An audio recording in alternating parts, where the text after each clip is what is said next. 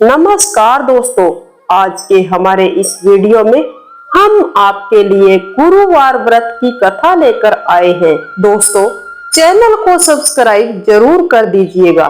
प्राचीन काल की बात है, किसी राज्य में एक बड़ा प्रतापी और दानी राजा राज करता था। वह प्रत्येक गुरुवार को व्रत रखता, वह भूखे और गरीबों को दान देकर पुण्य प्राप्त करता था। परंतु यह बात उसकी रानी को अच्छी नहीं लगती थी। वह न तो व्रत करती थी और न ही किसी को एक भी पैसा दान में देती थी। वह राजा को भी ऐसा करने से मना करती थी।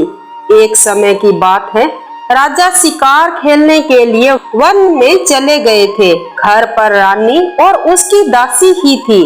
उसी समय गुरु बृहस्पति देव भगवान साधु का रूप धारण कर राजा के दरवाजे पर भिक्षा मांगने आए। साधु ने जब रानी से भिक्षा मांगी तो वह कहने लगी, हे साधु महाराज, मैं दान पुण्य से तंग आ गई हूँ। आप कोई ऐसा उपाय बताइए जिससे कि सारा धन नष्ट हो जाए और मैं आराम से रह सकूं। बृहस्पति देव ने कहा, हे देवी, तुम बड़ी विचित्र हो। संतान और धन से तो कोई भी दुखी नहीं होता। अगर अधिक धन है तो इसे शुभ कार्यों में लगाओ।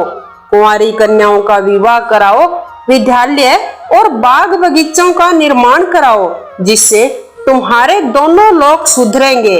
परंतु साधु की इन बातों से रानी को खुशी नहीं हुई।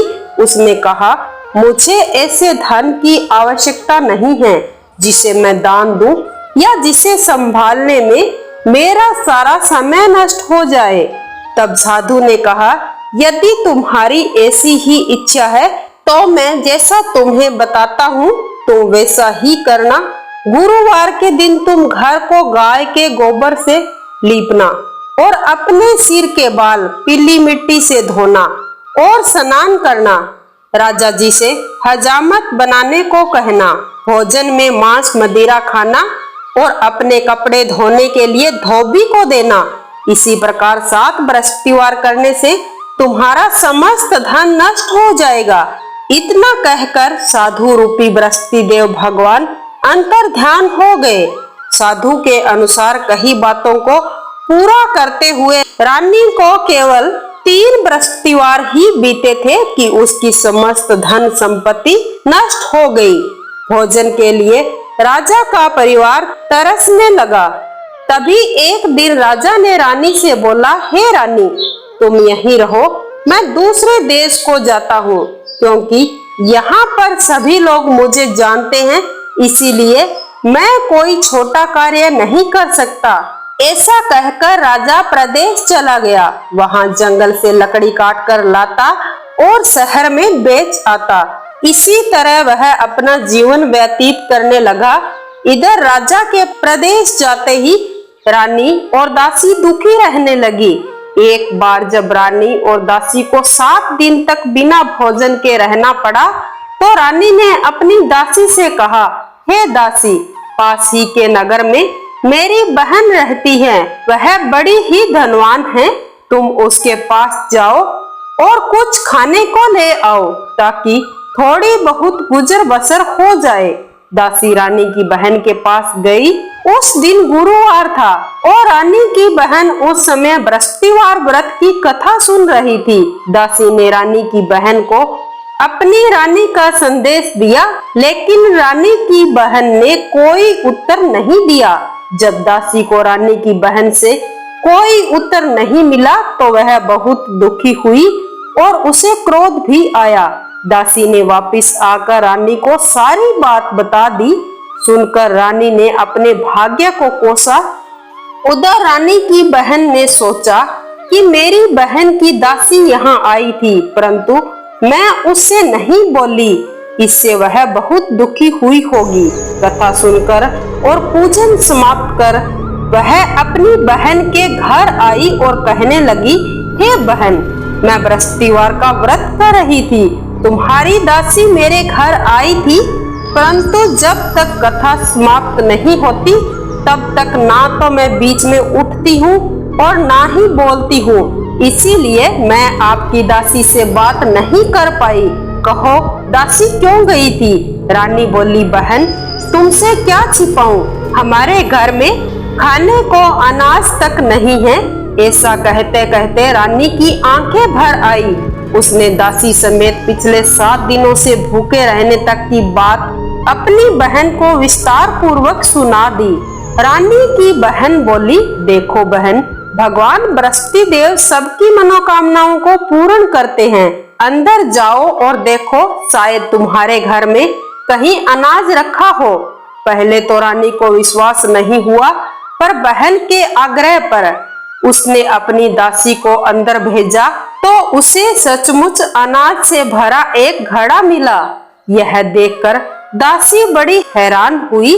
दासी रानी से कहने लगी, हे रानी माँ, जब आज हमें भोजन नहीं मिलता तो हमारा व्रत ही रह जाता, इसीलिए क्यों न इनसे व्रत और कथा की विधि पूछ ली जाए ताकि हम भी गुरुवार का व्रत कर सके। तब रानी ने अपनी बहन से बृहस्पतिवार व्रत के बारे में पूछा।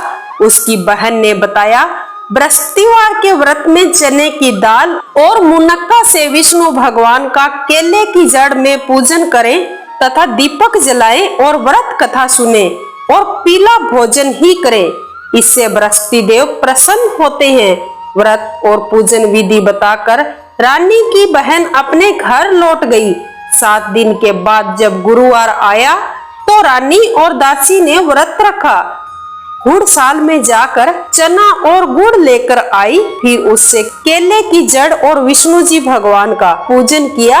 अब पीला भोजन कहाँ से आए, इस बात को लेकर दोनों बहुत दुखी थी। उन्होंने व्रत कर रखा था, इसीलिए बृहस्पति देव उनसे प्रसन्न थे। इसीलिए वे एक साधारण व्यक्ति का रूप धारण कर 2 थालियों में सुंदर पीला भोजन दासी को दे गए। भोजन पाकर दासी बहुत ही प्रसन्न हुई। फिर रानी के साथ मिलकर भोजन ग्रहण किया। उसके बाद वे सभी गुरुवार को व्रत और पूजन करने लगी। बृहस्पति देव भगवान की कृपा से उनके पास फिर से धन संपत्ति आ गई, परंतु रानी फिर से पहले की तरह आलस्य करने लगी। तभी दासी बोली, देखो रानी माँ, तुम पहले भी इसी प्रकार आलस्य ही करती थी।